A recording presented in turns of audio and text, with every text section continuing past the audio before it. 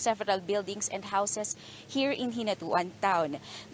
Even their municipal gym was actually not spared. The gym's newly renovated ceiling, which is made of PVC fiber sheet, collapsed because of the strong quake. This is also serves as their quarantine facility, but fortunately that the gym was empty when the earthquake happened. The office of Pagasa here also suffered major damage. Engineer Alan Ribo said that aside from the cracks on the walls, their flexible and rectangular waveguide was also damaged, disabling their local monitoring of thunderstorms. As per initial assessment, the damage in their office cost the municipality more than 1 million pesos. There were also damaged houses in Purok 4, Barangay Aquino, wherein 2 residents were reportedly injured. Sean, LG officials here in Hinatuan town were currently holding a meeting with Mayor Shem Garay to discuss the damages after the strong earthquake yesterday and on how they will assist the affected residents. Sean?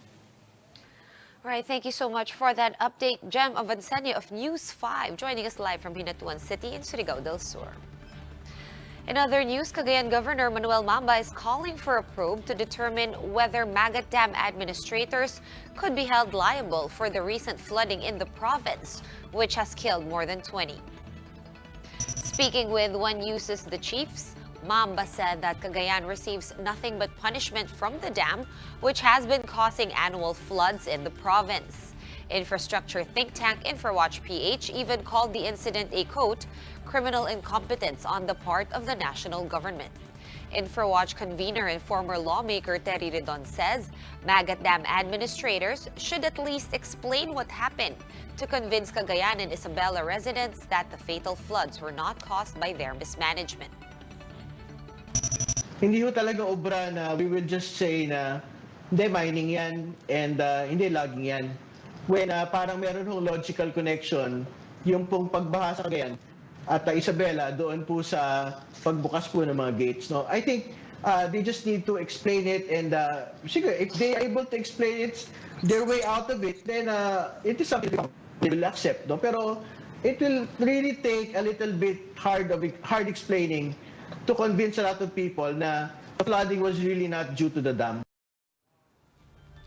Meanwhile, the DOST Secretary Fortunato de la Peña says they gave rainfall forecast warnings to Magat Dam as early as November 8. And this allowed the National Irrigation Administration, or NIA, to pre-release water on November 9. De la Peña adds that an early flood bulletin warning was released in Cagayan even before heavy rainfall battered the province on November 11 and November 12. The DOST chief admits that quarrying could have worsened the impact of the typhoon in Cagayan, as evidenced by the muddy floodwaters. Isabela Governor Rodito Albano III says that the province was blindsided by the heavy downpour that ULYSSES dumped on the area. The governor also explained that nobody expected the massive flooding in the northern parts of the province, since they were only placed under signal number 1 during the onslaught of Typhoon Ulysses. He admitted that officials failed to notice that a heavy rainfall warning was up over Aurora and Isabela as early as November 9. In an advisory, Pagasa released an orange warning level, informing residents that flooding and landslides are possible. This even as they remained under signal number 1 because tropical cyclone wind signals measure wind strengths and not rainfall amount.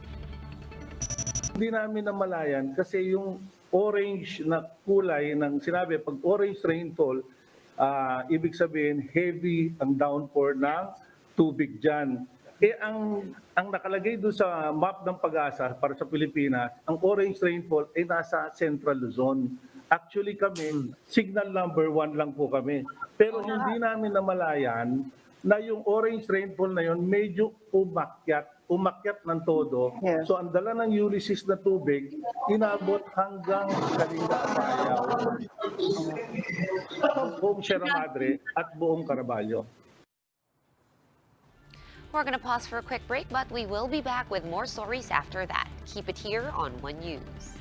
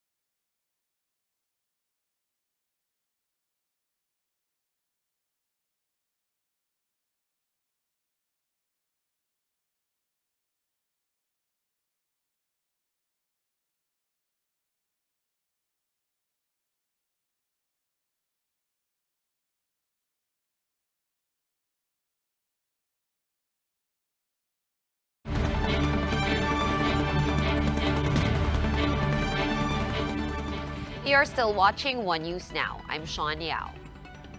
The Octa Research team is reporting a continued decline in the COVID positivity rate in Metro Manila from 5% down to 4%. And that is well within the WHO's recommendation to keep the positivity rates below 5%.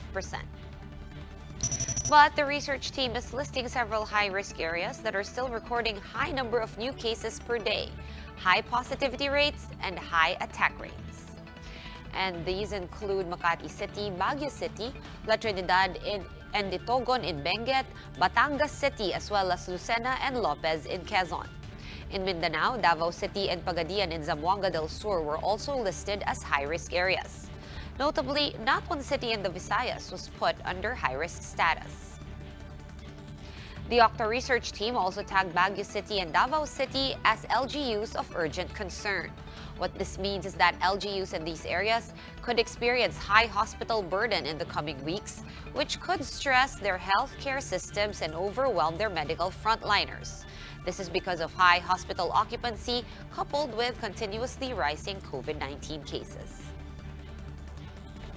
The race for the world's first commercial COVID vaccine continues. Moderna Inc. says that its experimental vaccine was 94.5% effective in preventing COVID-19. This claim is based on interim data from the company's late-stage clinical trial, making Moderna the second U.S. company in a week to report favorable results. The company further claims that Moderna's vaccine does not require ultra-cold storage like Pfizer's, making it easier to distribute. Moderna also said it expects the vaccine to remain stable when kept at standard fridge temperatures of 2 to 8 degrees Celsius for 30 days. In comparison, Pfizer's vaccine needs to be transported and kept at the negative 70 degrees Celsius, as it can only be stored at standard fridge temperatures for a maximum of 5 days. In the United States, incumbent President Donald Trump just dropped a major part of its election lawsuit in Pennsylvania. In their amended complaint, the Trump campaign dropped a previous claim that election officials unlawfully blocked observers from watching the counting of mail-in ballots in Philadelphia and Pittsburgh. The pared-down lawsuit now focuses on a claim that Democratic-leaning counties allowed voters to fix errors in their mail-in ballots in violation of state law. Officials say, though, that this dispute affects a small number of ballots in the state, which will barely scratch the surface of Joe Biden's 60,000 vote lead. For instance, in Pennsylvania's populous Montgomery County, less than 100 voters fixed technical errors in their ballots.